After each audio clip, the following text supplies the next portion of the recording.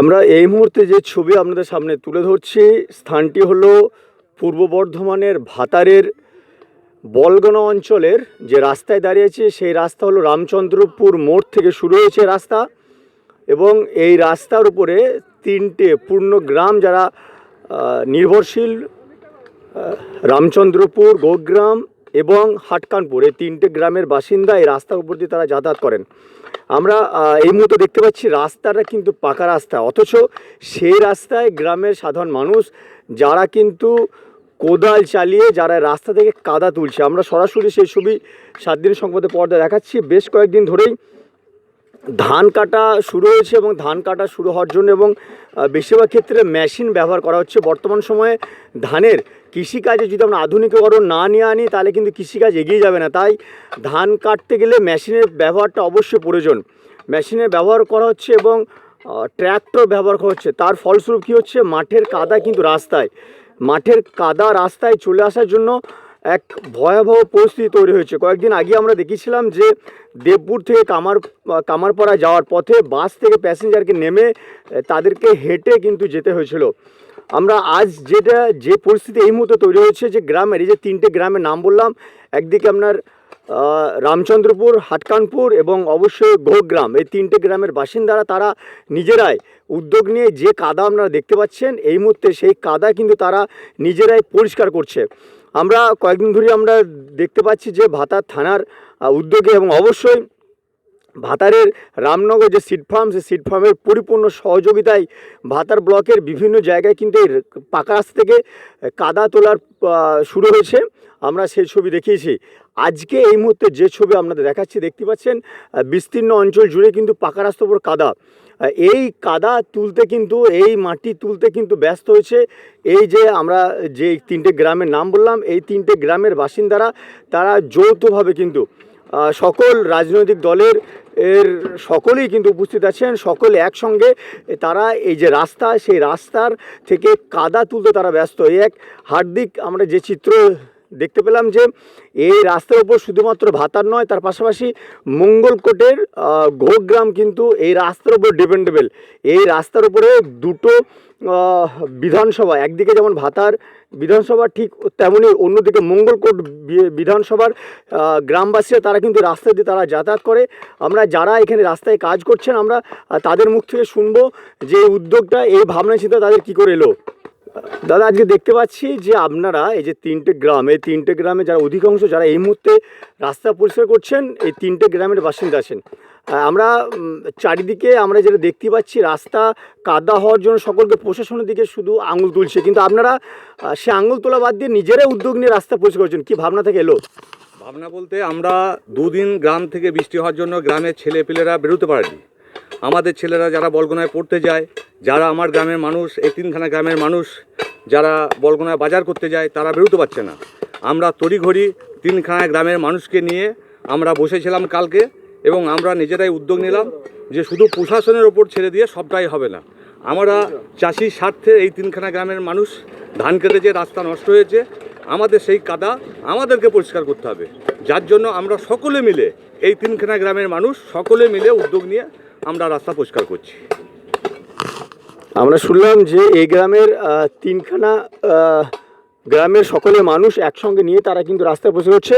এই যে ভাবনা, আপনারা তো নিজেরা উদ্যোগ নিয়েই তো এই রাস্তা পরিষ্কার করতে শুরু করলেন, তো এছাড়া অন্যান্য গ্রামের যারা বাসিন্দা তাদের উদ্দেশ্যে কি বলবেন? তাদের উদ্দেশ্য, আমাদের উদ্দেশ্য হচ্ছে গ্রামের মানুষ বেরোতে পারছেন না, স্কুল যাচ্ছে, তারপরে মায়েরা ডেলিভারি আছে, রাত্রে জল হওয়ার পর তারা আর বেরোতে পারছে না, তাদেরকে সব খাটে করে নিয়ে যে পাকা তুলতে হচ্ছে। তার জন্যে এই গ্রামের মানুষ এই উদ্যোগ নিয়েছে, তিনটে গ্রামের মানুষ। তা তিনটে গ্রামের মানুষ থেকে এই বাড়ি বাড়ি সব কোদাল নিয়ে তারা নিজেরাই এইসব পরিষ্কার করতে আমরা রাজি হলাম।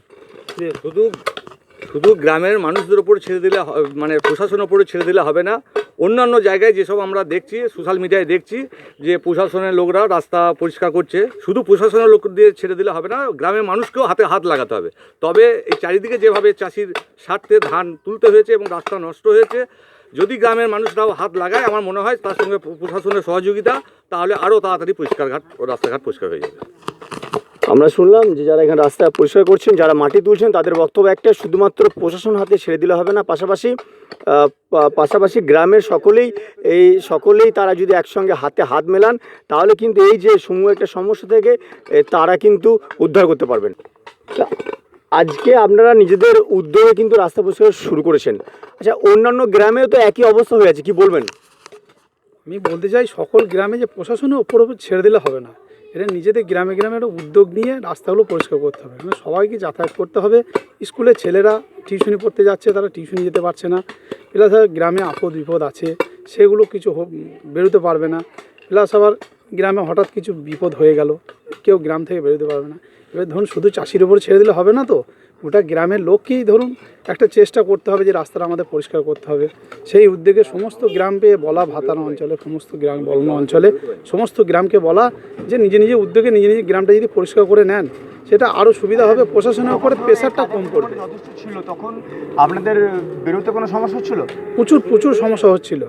এবার চাষি ধান মাঠ থেকে তুলতে হবে, কিছু উপায় নেই। হারভেস্টার না চালালে যা জল হয়েছে মাঠে, এমনি হাতে কাটা সম্ভব নয়। সেই উদ্যোগে হারভেস্টার চলেছে, রাস্তায় কাদাও পড়েছে, প্রচুর পরিমাণে কাদা পড়েছে। সেই কাদা আমরা গ্রামে 3টে গ্রামের উদ্যোগে সেই কাদা আমরা পরিষ্কার করছি, ঠিক আছে। এবার আমরা প্রশাসনের উপরে একা ছেড়ে দিই না, প্রশাসন যেটা ভালো বুঝবে সেটা করবে। আজকে দেখতে পাচ্ছি যে পাকা রাস্তা, যে মাটি পরিষ্কার চলছে এবং গ্রামবাসীরা উদ্যোগ নিয়ে করছে, এটা কীরকম চোখে দেখছেন? এটা হচ্ছে আমাদের এদিকে যাওয়া আসতে খুব অসুবিধা হচ্ছিল, তার জন্য আমাদের 3টে গ্রাম মিলে, হাটকানপুর বা আমাদের গোগ্রাম বা রামচন্দ্রপুর মিলে 3টে গ্রাম মিলে এটা পরিষ্কার পরিচ্ছন্ন করা হচ্ছে। আপনি কোন গ্রামের বাসিন্দা? আমি গোগ্রামের বাসিন্দা। ওই গ্রামের মানুষজন এসছে এখানে? হ্যাঁ, এই গ্রামের মানুষজন এসছে, 3টে গ্রাম মিলে কাজটা করছে। পরিষ্কার পরিচ্ছন্ন না করলে খুব অসুবিধা হচ্ছিল। মানুষ একটু বৃষ্টি পড়লে সাইকেল নিয়ে ছেলেরা স্কুলে যেতে পারছে না, টিউশন যেতে পারছে না, হ্যাঁ, কেউ কাজে যেতে পারছে না।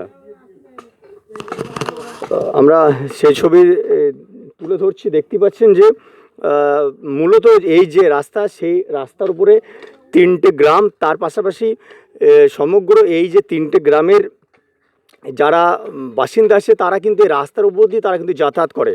কিন্তু বিগত সময়ে যে ধান কাটার মেশিন এবং অবশ্যই ট্র্যাক্টর যাতায়াত করার ফলে রাস্তার উপর কিন্তু কাদার আস্তরণ, মাটির আস্তরণ পড়ে গিয়েছিল এবং তার ফলে যাতায়াতে কিন্তু সমস্যা হচ্ছিলো। সেই জায়গায় দাঁড়িয়ে